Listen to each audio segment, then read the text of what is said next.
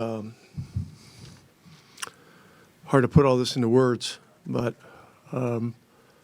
Cleveland hit us with a hellacious punch early in the game.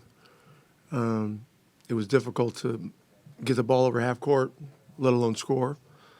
We played from behind the whole game. We made a little progress in the second quarter. Lost it in the third, and then the fourth quarter we just hung in. We've been in a lot of these situations this year and at stretch of the season. Our group has a belief in one another, and our thing is we just keep executing, we keep playing. Did a really good job situationally at the end, and obviously had to get lucky. But Tyrese hit another amazing shot to win the game. You don't see this very often, let alone twice in 1 week. And so we're very fortunate.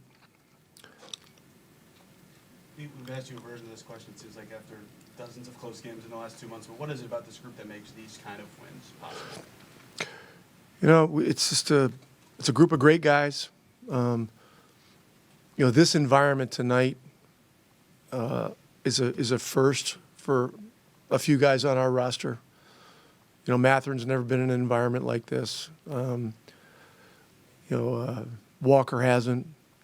Shepard was last year. He played in the playoffs from last year. And so, for some of our guys, the first half was really an adjustment period. I mean,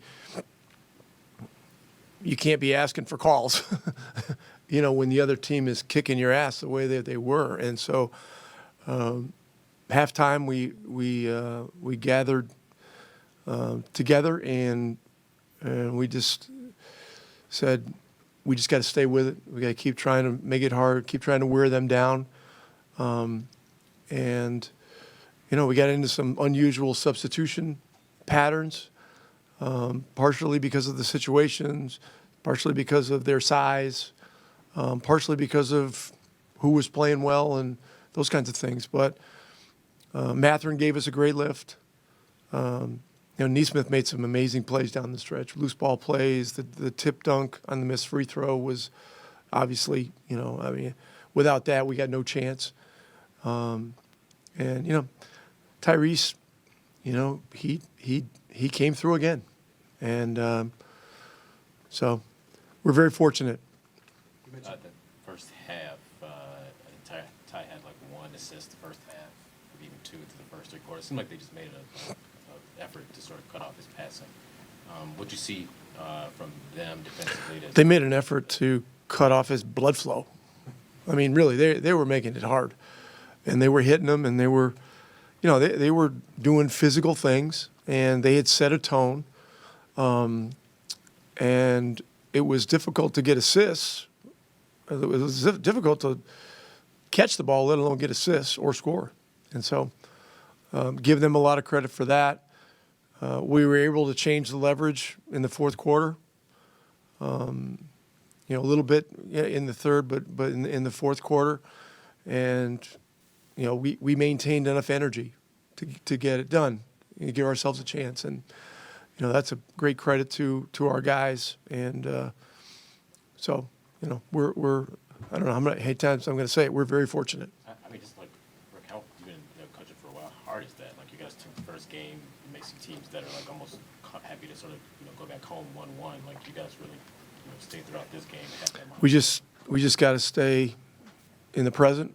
We got to concentrate on what's going on right now. Right now it's I don't know what time it is. I don't know when the bus goes to the plane, but I'm thinking about when I got to be in the bus, and then we'll think about what time we're going to get home, and then it's just a playoff series.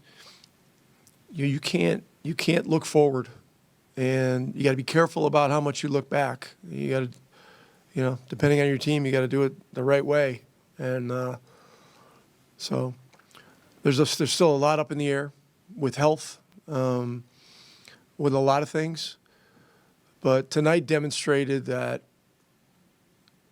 particularly in the first 2.5 quarters, that doesn't matter who's on the floor. If a team is playing with that level of force and connectivity and physicality, and the crowd is behind them the way they were, they're going to kick your ass, you know. And they were kicking our ass for a long time, but I give our guys a lot of credit. They hung in, they kept executing, they kept fighting, and somehow found a way.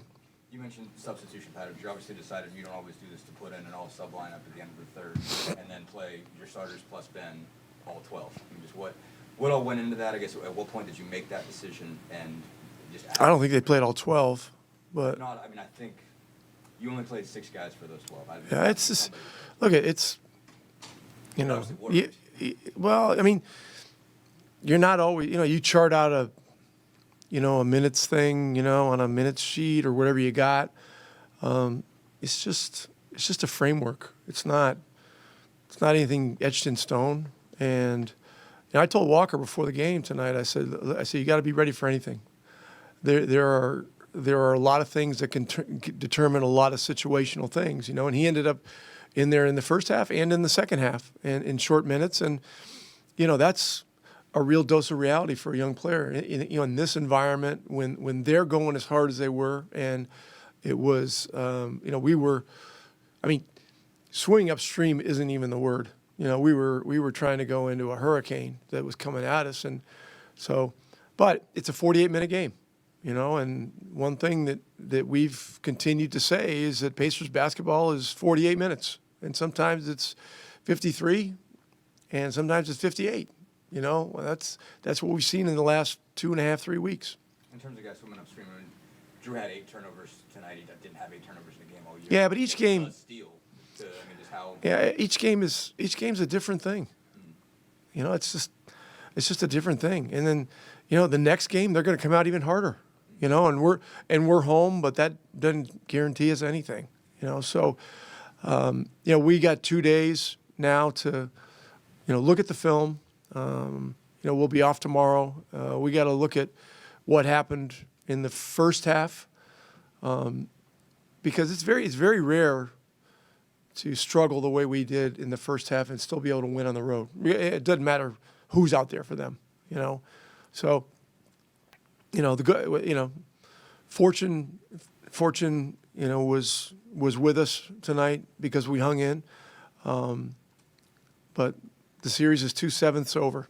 That's the way I look at it, and that's the way everybody should be looking at it. Rick, you've been a part of a lot of crazy games. Where the sequence of how that one unfolded tonight, where does that one rank? I don't know. Did you see the one last week? Yeah. I mean, you know, the one last week was a situation where a team had never done it in 1,200 tries. You know, so look, it's you come into something like this, and a lot of people think, hey, you try to get one game, and you know, then you have all this stuff going on with injuries, and nobody really knows what's happening. You get hit with a haymaker the way they did for the majority of the game, but you find a way to hang in. So you know, you count your blessings, and we got to get ready for the next one. Coach, what do you think was the biggest change in the fourth quarter for you guys, especially Tyrese, who seemed like he was having some trouble throughout the rest of the game, had 11 in that fourth quarter? Well, I thought we wore them down some. And, you know, Mitchell had a heroic game. But, you know, we right now we're deeper than them. And even when we weren't playing well, we were playing fresh guys. And so we've got to stay with what got us here, you know, which is depth and togetherness and, you know, as much full court pressure as we can. We got to make them work. We got to make it hard. You know, every playoff game is, I mean, it's hard. Hard things are hard. Coach, what did you think about the just defensive pressure to cut off the blood flow of Tyrese by Max Strus and Isaac Okoro throughout the game? Yeah, those guys. I mean, those guys were playing at a very high level, at a very high level of intensity, a very high level of concentration, focus, and very physical. And so I can't give you a whole blow by blow for the last 3 minutes of the game. I haven't looked at it yet, but you know, we hung in and found a way, and that's great. And now we got to circle the wagons again in a day and a half, and try to figure out a way to do better next time.